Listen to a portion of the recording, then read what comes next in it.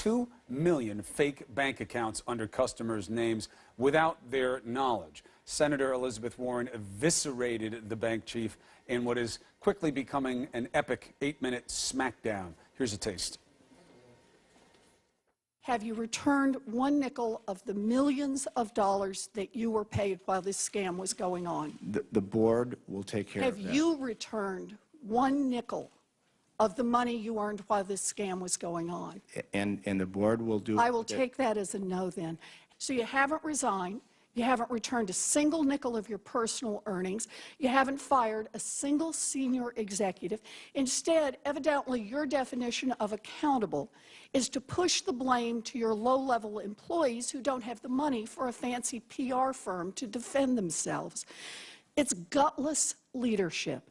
And when it all blew up, you kept your job, you kept your multi-million-dollar bonuses, and you went on television to blame thousands of $12 an hour employees who were just trying to meet cross-sell quotas that made you rich. This is about accountability. You should resign. You should give back the money that you took while this scam was going on, and you should be criminally investigated by both the Department of Justice and the Securities and Exchange Commission. Joining us now is Senator Sherrod Brown, a Democrat from Ohio, and the ranking member on the Senate Banking Committee. Chris, hang on a second. My name's Sherrod, not Sherrod. Oh, I'm sorry. Thanks, Sherrod. Sorry, Chris. That's right. That's all right, Mr. Cuomo.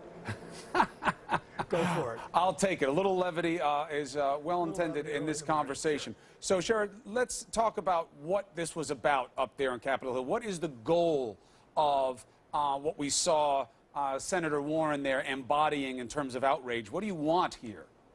Well, the first goal is that the customers be made whole. The guy that's doing the camera work today, where I am at the Capitol, was one of those customers that got an unauthorized, unwarranted account. We hear it all over the place. They need to make every one of those customers whole, including if it affected their credit rating, number one. Number two, they need to claw back the $120 million going-away package that Carrie Tolstead got from Wells Fargo. And she was in charge of this unit. And third, they need to do something about the huge contrast in wages. 90% of the people who were fired of the 5,300 were non-management people. They were personal bankers making maybe $35,000 to $40,000 a year or less. They were tellers making $12, $13 an hour.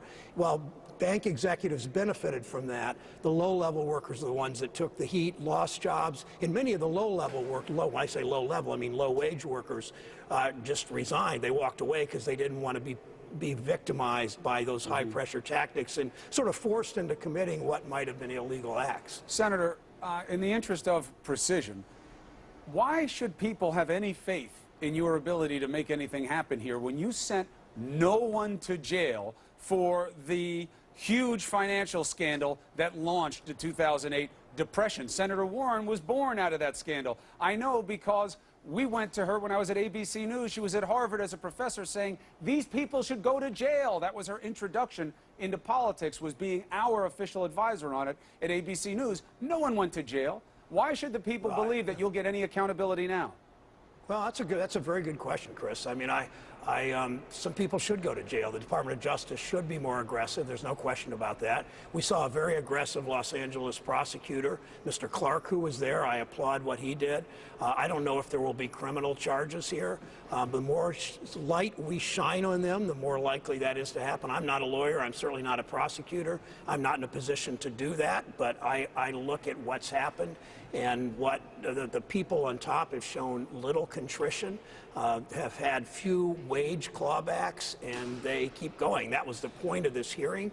We're going to continue this, especially if I'm chairman of this committee. If the Democrats take the Senate next year, we will continue shining these light on, hoping and pushing the Justice Department and local prosecutors to do more than they've done. But again, the confidence in that. Look at what's happening in this election. I understand. You've got Donald Trump, who has no business by political standards being where he is right now, but for his ability to harness the anger of hardworking people towards people in government like you, that the bankers win. Sure, they'll get an angry slap on the wrist, but that guy's strumph isn't going anywhere. Nobody has any confidence that there'll be any real change, because in 2008, you had the worst actions by so many different banks on so many different levels, and nobody went away. And the people blame you guys for the lack of accountability, and it's driving why Hillary Clinton is in the fight of her life right now.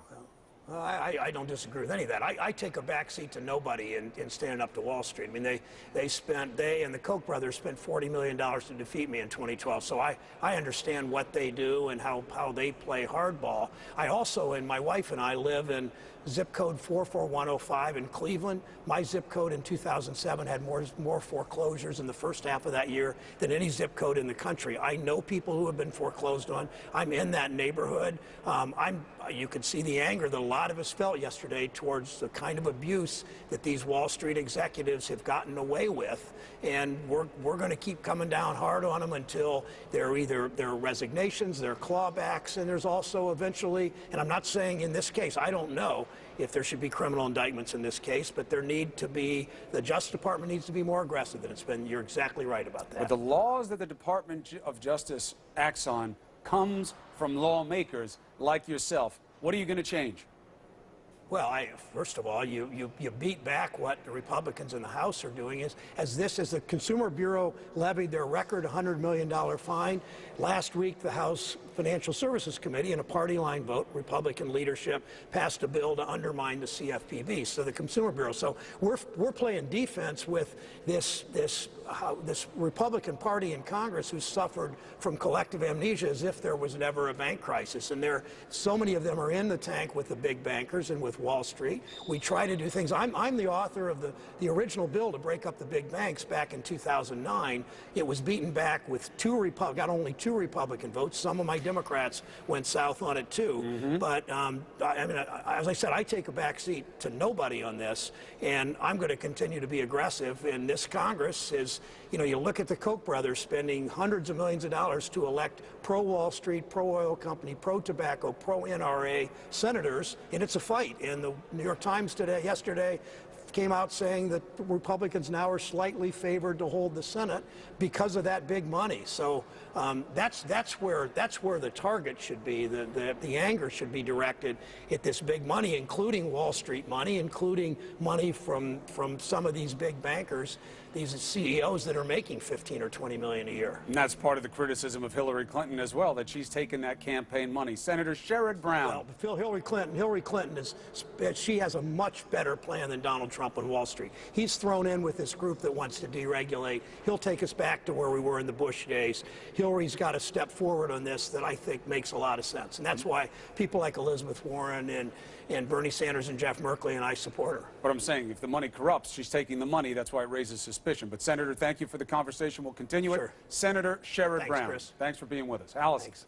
All right, Chris, it looks like a fight to the finish in the Philly suburbs. Coming up, we'll take a look at the critical